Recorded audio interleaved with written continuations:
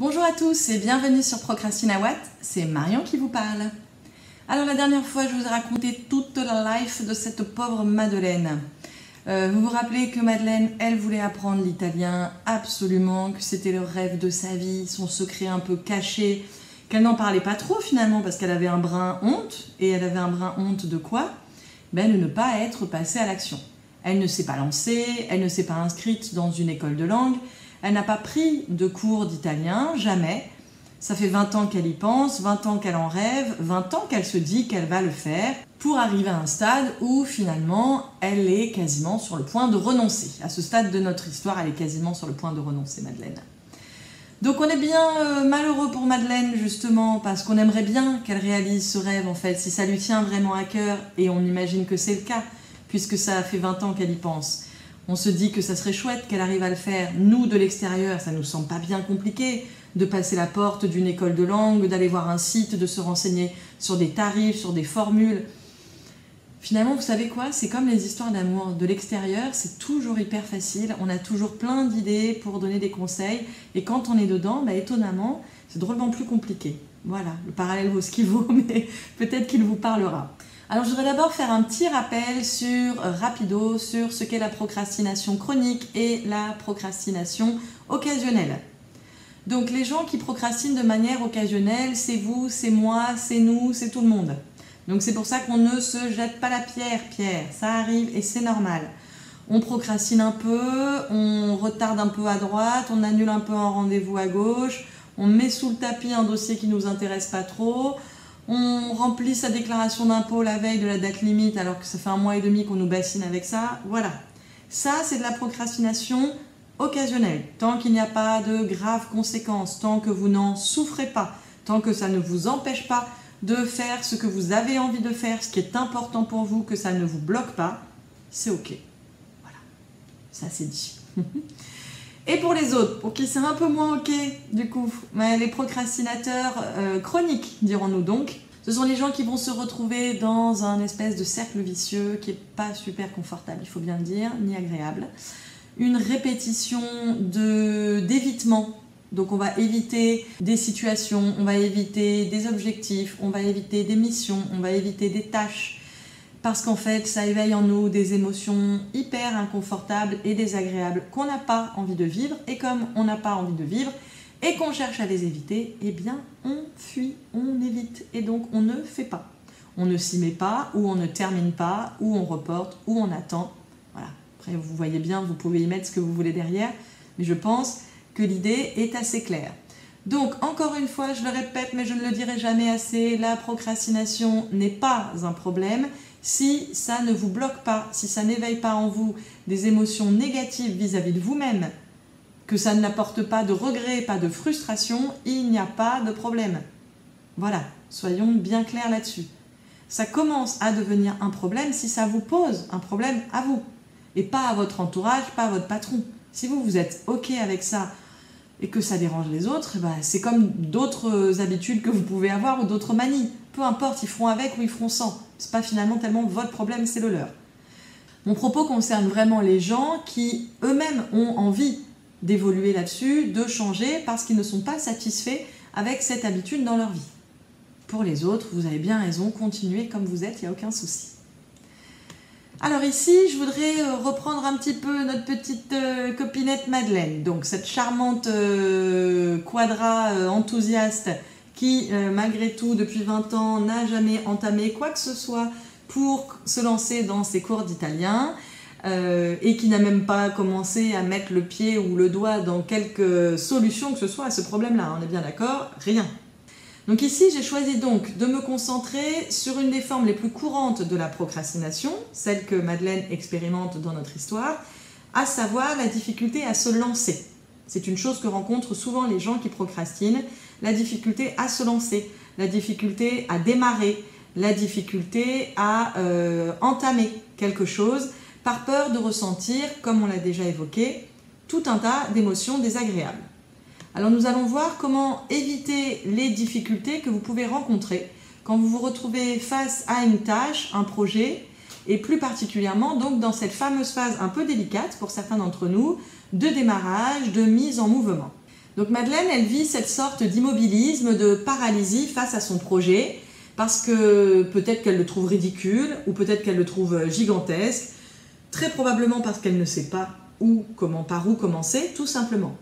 Donc cet immobilisme peut être d'autant plus aigu, et est souvent d'autant plus aigu, que la tâche ou l'objectif a de la valeur à nos yeux. C'est bien encore une fois toute l'ambivalence de la procrastination. Par contre, ce qui va nous tenir à cœur, c'est là que va commencer à s'enclencher l'engrenage, le cercle vicieux. Donc pour commencer, une fois que vous avez clairement défini votre projet, votre rêve, votre objectif, votre envie, il va falloir la décomposer en petites étapounettes. Et pourquoi donc, me direz-vous? Eh bien tout simplement pour ne pas être angoissé, dépassé par l'ampleur du bazar. Je ne sais pas si vous, ça vous arrive assez souvent, mais alors moi, c'est peut-être lié à ce qui se passe ici, mais en tout cas, ça m'arrive assez souvent qu'on me dise « mais je ne sais pas par quoi commencer. Voilà. Je n'ai pas la moindre idée, je suis perdue, il y a tant de choses à faire. Voilà. » Ok, alors commençons par là, commençons par savoir par quoi commencer. Parce qu'on a vite fait effectivement de trouver en fait que la tâche est insurmontable, d'autant plus quand on la regarde dans sa globalité, c'est là qu'elle devient éventuellement un peu angoissante. Qui plus est, si on se place au point de départ, là où on en est, c'est-à-dire au départ on n'a rien fait encore, et qu'en plus on se retrouve tout en bas et qu'on regarde tout en haut de la montagne et qu'on voit ce qu'il nous reste à faire. Alors vu comme ça, en général, à part quelques baroudeurs de l'intrépide et dopés à des shoots d'adrénaline, tout le monde a plutôt envie de repartir sous la couette, quand on en est là, franchement. Donc que ce soit une tâche, un projet, il faut s'armer de patience. Première chose. Il faut l'aborder de manière très progressive et surtout ne pas se décourager. On va y aller piano piano. Comme dirait Madeleine, si elle avait pris ses quelques cours d'italien.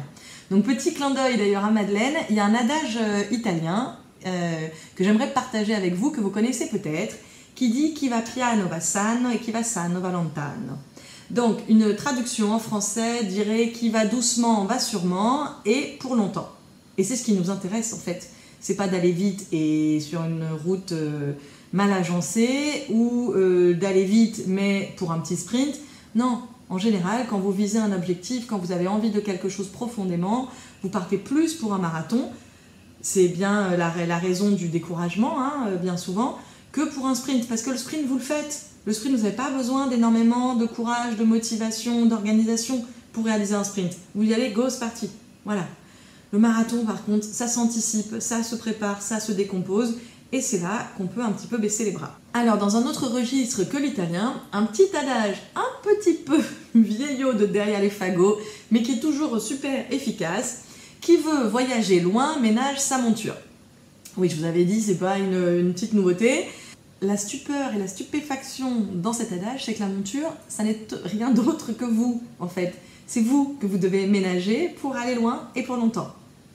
La bonne nouvelle, c'est que votre objectif, votre montagne insurmontable, au premier abord, elle peut être fractionnée en sous-objectifs, façon sushi. Ah, tac, tac, on découpe. Ces étapounettes, ces sous-objectifs sont bien plus digestes et ils apportent, selon moi, une joie intense et non négligeable, c'est qu'ils peuvent être rayés assez facilement et assez rapido presto de la to-do list, puisqu'en fait ces petites étapes peuvent être effectuées rapidement. Tadam! Voici la magie du découpage. J'ai pas mis assez d'effets. Tadam! Voilà, c'est mieux. Voici la magie du découpage qui entre en jeu. Votre objectif se transforme en petites tâches et d'une, vous êtes totalement en mesure de la réaliser maintenant, cette petite tâche, et de deux, très prochainement, mais quelle merveille, je vais pouvoir le faire, et en plus bientôt, et en plus vite, et en plus je vais le rayer de ma liste. Donc que des bonnes nouvelles. Il vous reste donc à articuler évidemment ensuite ces étapes, soit par ordre d'importance, soit par ordre chronologique, ça dépend de vos besoins, de la situation, et ça commence clairement à ressembler à un plan d'action. Et ça, c'est pas un gros mot, promis. Donc si je reprends l'objectif de Madeleine, apprendre l'italien, si vous aviez oublié, c'est son objectif, son envie, son désir. Imaginons cet objectif qu'elle le découpe en petits sushis. Donc ça va ressembler à des petites étapes réalistes et tout à fait réalisables. À savoir par exemple, déterminer les horaires qui lui correspondent le mieux pour prendre les cours. Chercher une école de langue, un centre culturel ou un prof particulier selon ses disponibilités et ses moyens. Comparer les offres, le prix, les horaires, les méthodes, les formules. Faire un choix, s'inscrire, noter l'heure et le lieu du cours chaque semaine dans son agenda, se libérer ce créneau-là et ne plus y déroger. Je répète, ne plus y déroger. Jamais, never. Ça, c'est la règle. C'est qu'une fois que vous avez mis tout ça en place, si vous commencez à annuler systématiquement les cours, vous avez eu beau vous lancer, c'est la deuxième étape, hein, se lancer et ensuite mener à son terme. Donc je décompose, je découpe, je mets tout ça sur ma to-do list. Oui, parce que moi, je suis team to-do list à fond. Je vous expliquerai pourquoi une autre fois. Donc si Madeleine, par contre, oui, on décompose, parce que la to-do list, il faut savoir s'en servir. Si Madeleine, elle écrit sur sa to-do list « apprendre l'italien », mes pauvres bichons, est-ce qu'elle va y arriver? Mais jamais. Qui arrive à rayer ça sur son... Jamais. Donc en fait, ça reste éternellement sur votre to-do list, vous le voyez, et donc ça vous renvoie à l'idée d'un échec, vous n'êtes pas capable, ça n'avance pas, hyper frustrant. Donc non, sur la to-do list, on ne met pas l'objectif final, on met les petites étapes nettes que je peux réaliser. Une to-do list, et j'en reparlerai, c'est à la journée et au mieux à la semaine. Basta, c'est tout, sinon ça démotive tout le monde. Donc sur la to-do, on note ces petites étapes, on fragmente, on effectue ces petites étapes et on se félicite. La meilleure partie, on se félicite, on se récompense et ça, je vous promets que c'est d'une redoutable efficacité pour avancer. C'est important de le rappeler, mais l'organisation doit être au service de votre vie. Ce n'est pas une punition, ce n'est pas une prison, l'organisation, très loin de là. C'est un outil puissant pour construire la vie dont vous rêvez, être l'acteur ou l'actrice de votre vie et non pas le spectateur ou la spectatrice. Sur ces bonnes paroles, je vous dis à bientôt sur Procrastinawat.